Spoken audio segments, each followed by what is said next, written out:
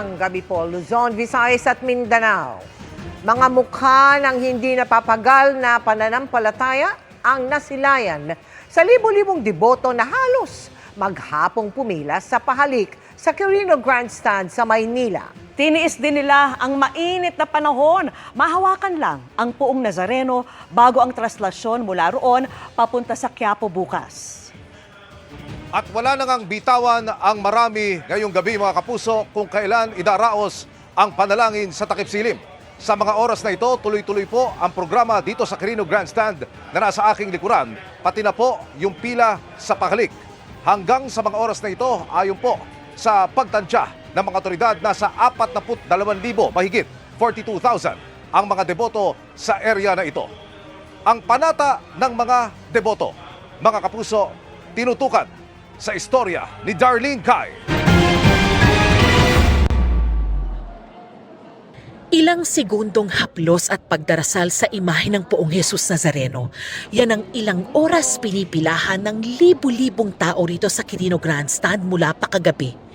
Pero hindi alintana yan ng mga deboto, tulad ng 66 na taong gulang na si Amelia na hirap lumakad dahil masakit ang paa. Hindi naman nakakakita ang anak niyang si Remy. Kahit na hindi po ako nakakita, feel ko po para sa akin po normal po ang aking paningin kasi tiwala po ako na ginagabayan niya po ako patungo po sa kanya po. Nakakaraos po kami, kahit po ang tatay ko po, isang bulag at ako po. Pamumuhay po namin para guminawa. Si Rosita naman na senior citizen na at PWD dahil sa labo ng paningin, mahigit 5 oras na tsinaga ang pila para lang mailapit sa poon ang mabigat na pasani ng kanilang pamilya. Bata pa ako, may kapatid ako nawala, 1975. Hindi na namin, ayun ang inano ko sa kanya. 10 taon pa na ako, mag-ano na ako sa prosesyon ng Nazareno para makita ko yung kapatid ko. Inatake na nga siya ng alta presyon habang nakapila, kaya agad siyang nilapatan ng paunang lunas. Pagkatapos makapahinga, bumuti na ang kanyang pakiramdam at bumalik na uli sa pila si Rosita hanggang sa mahawakan na niya ang imahe ng Poong Nazareno. Si Rica, abot langit ang pagpapasalamat dahil bitbit niya na ngayon ang sagot sa panalangin niya sa Poong Nazareno noong nakaraang taon. Sabi ko po, once na mabigyan niya po ako ng anak, ayun po, magiging manata na po kami ng baby ko dito. Kaya po dinala ko po siya dito. Sobrang nagpapasalamat po ako kasi hindi lang baby, kundi malusog na baby yung binigay niya sa akin. Buong araw walang hukpayang dating ng mga debotong pumila para sa pahalik sa Poong Jesus Nazareno.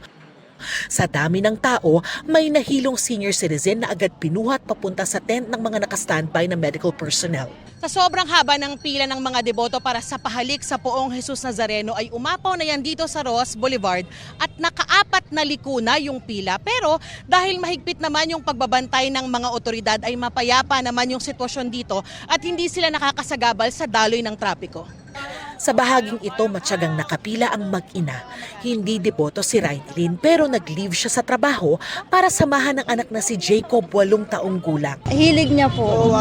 Kaya sinusuportahan na lang po namin yung kanyang passion ba. Hindi ko alam kung ano ang kanyang mahilig po talaga siya sa mga poon po. Proud naman po dahil kahit hindi pa ako reliyoso, yung anak ko ay talagang yun po. Mahilig po kasi talaga siya since bata pa po.